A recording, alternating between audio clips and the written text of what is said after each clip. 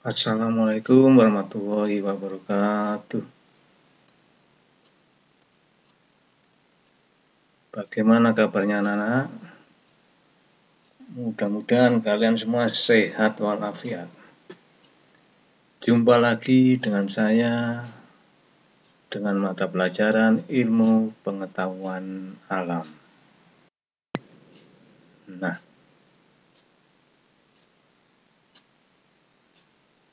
sebelum pelajaran kita mulai, saya mengingatkan kalian tetap menjalankan protokol kesehatan seperti memakai masker, cuci tangan dengan menggunakan sabun, jaga jarak fisik, perilaku hidup bersih dan sehat.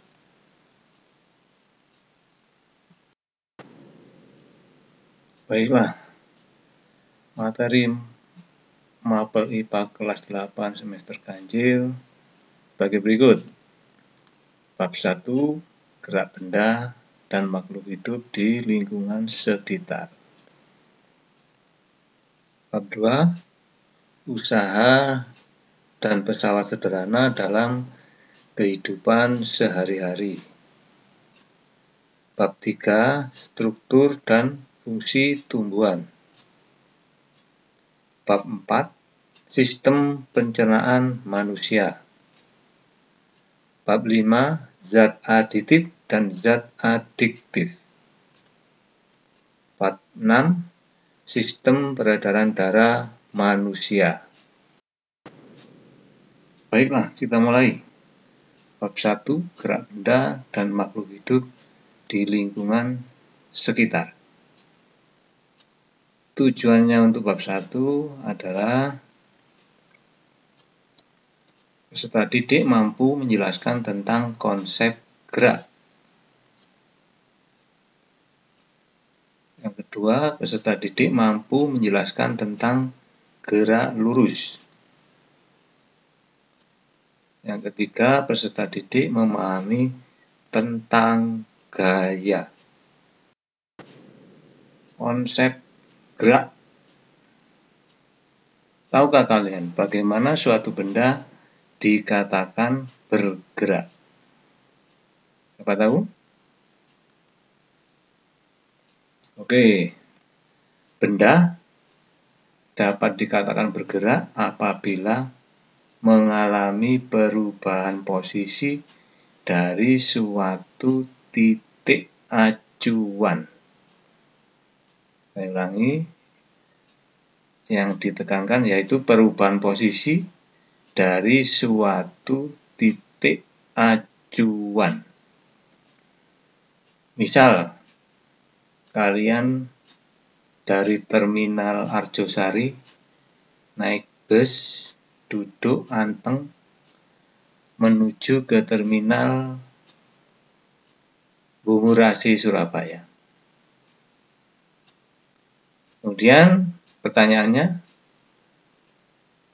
bis itu melakukan gerak apa tidak ya? Coba dipikirkan dulu. Pertanyaan berikutnya, apakah kalian juga melakukan gerak?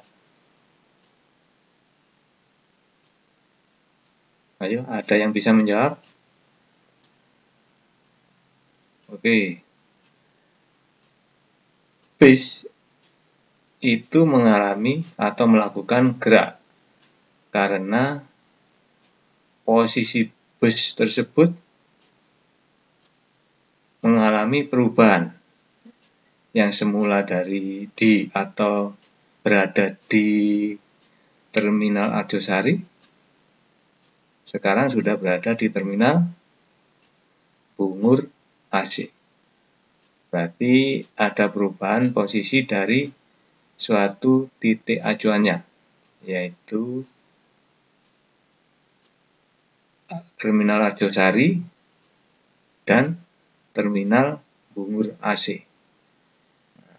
Nah, itu bis melakukan gerak. Nah, sedangkan kalian bagaimana ini?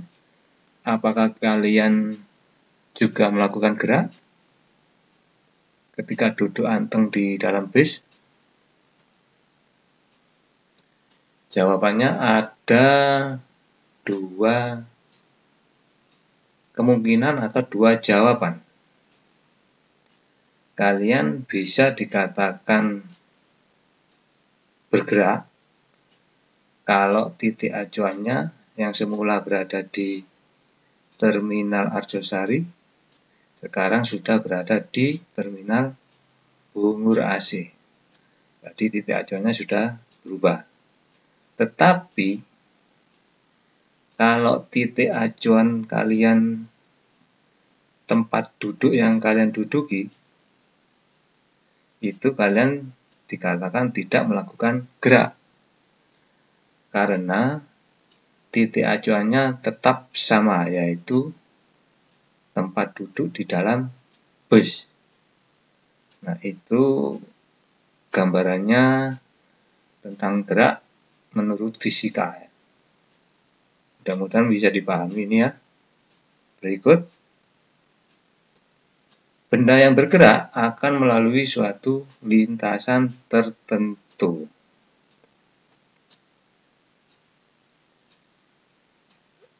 Sedangkan lintasannya dapat berupa lintasan yang lurus, melingkar atau parabola, ataupun tidak beraturan. Namun, di SMP kita hanya mempelajari gerak benda pada lintasan yang lurus. Benda yang bergerak pada suatu lintasan yang lurus melibatkan yaitu waktu, jarak, dan kecepatan. Sekali lagi, melibatkan waktu, jarak, dan kecepatan. Gerak lurus. Coba perhatikan gambar di bawah. Coba kalian fokus pada gambar rumah dan sekolah. Fokus rumah dan sekolah. Coba hitung berapa besar jarak dan perpindahan yang kamu lakukan saat melakukan perjalanan dari rumah ke sekolah dan dari sekolah kembali ke rumah. Jika diukur jarak rumah ke sekolah 2 km, maka jarak tempuh yang kamu lakukan adalah 4 km. Namun, perpindahan yang kamu lakukan bernilai 0 km. Mengapa demikian? Karena ini ada perbedaan makna antara jarak dan perpindahan. Kalau jarak merupakan panjang lintasan yang ditempuh, sedangkan perpindahan merupakan jumlah lintasan yang ditempuh dengan memperhitungkan posisi awal dan akhir benda. Atau dengan kata lain, perpindahan merupakan jarak lurus resultan dari posisi awal sampai posisi akhir. Coba diperhatikan lagi ya. Pada gambar dari rumah ke sekolah, balik lagi ke rumah. Rumah ke sekolah, kembali lagi ke rumah. Jarak yang ditempuh adalah berapa? Dari rumah ke sekolah 2 km. Kemudian dari sekolah ke rumah juga 2 km. Berarti jarak yang ditempuh adalah 4 km. Namun ini beda lagi dengan perpindahan. Kalau perpindahan, panjang lintasan yang ditempuh dengan memperhitungkan posisi awal dan akhir benda. Jadi kan dari rumah ke sekolah, kembali lagi ke rumah. Jadi posisi awalnya rumah, kemudian posisi akhirnya juga di rumah. Sehingga perpindahannya bernilai 0 km. karena posisi awal dan posisi akhirnya sama. Maka perpindahannya 0 km. Jadi kalau jarak kita tidak memperhitungkan posisi awal atau posisi akhir, pokoknya panjang lintasan yang ditempuh berapa, yaitu namanya jarak. Tapi kalau perpindahan itu memperhitungkan posisi awal dan akhir.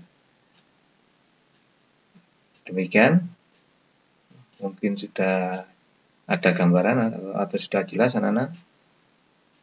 Oke, berikutnya. Oke, perhatikan gambar di bawah.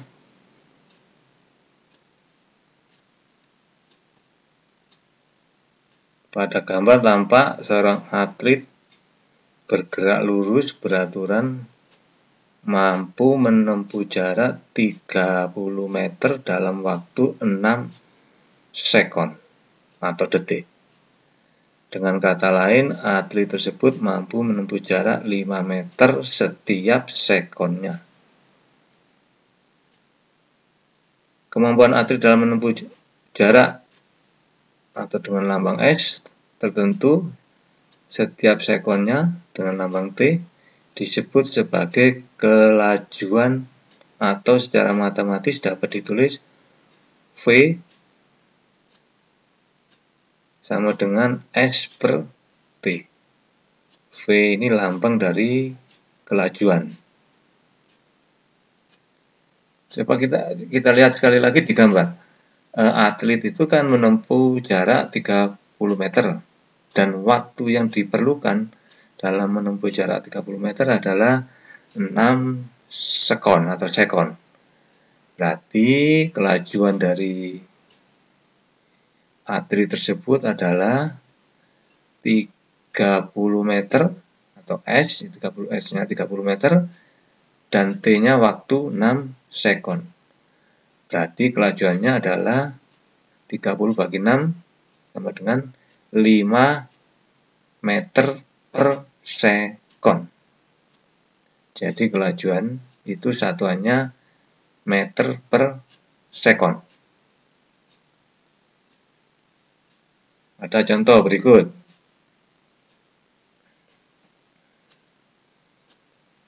Ada sebuah mobil melaju di jalan tol yang lurus menempuh jarak 50 km dalam waktu 0,5 atau setengah jam. Berapakah kelajuan mobil tersebut? Coba kita lihat dari rumus matematis tadi. Kelajuan V sama dengan jarak S dibagi waktu T. Jaraknya berapa? Jaraknya atau S-nya 50 km. Sedangkan waktunya T sama dengan setengah jam atau 0,5 jam. Jadi kelajuan mobil tersebut adalah V sama dengan S dibagi T. S-nya 50 km dan T-nya 0,5 jam. Berarti 50 dibagi 0,5 sama dengan 100 km per jam.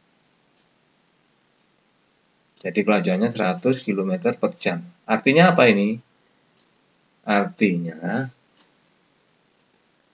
jarak 100 km bisa ditempuh dalam waktu 1 jam. Atau 1 jam bisa menempuh 100 km. Itu pengertian dari kelajuan. Gaya.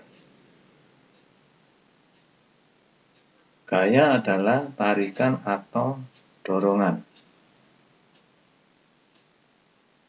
Gaya dapat mengubah bentuk, arah, dan kecepatan benda.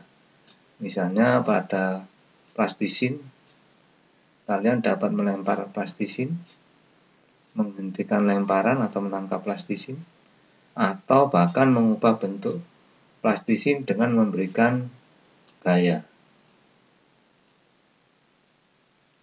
Gaya dapat dibedakan menjadi gaya sentuh dan gaya tak sentuh. Apa itu gaya sentuh? Contohnya adalah gaya otot dan gaya gesek. Gaya otot adalah gaya yang ditimbulkan oleh koordinasi otot sebagai alat gerak aktif dengan rangka tubuh sebagai alat gerak pasif. Misalnya, seseorang hendak memanah dengan menarik mata panah ke arah belakang. Itu contoh gaya otot yang berkoordinasi dengan rangka tubuh.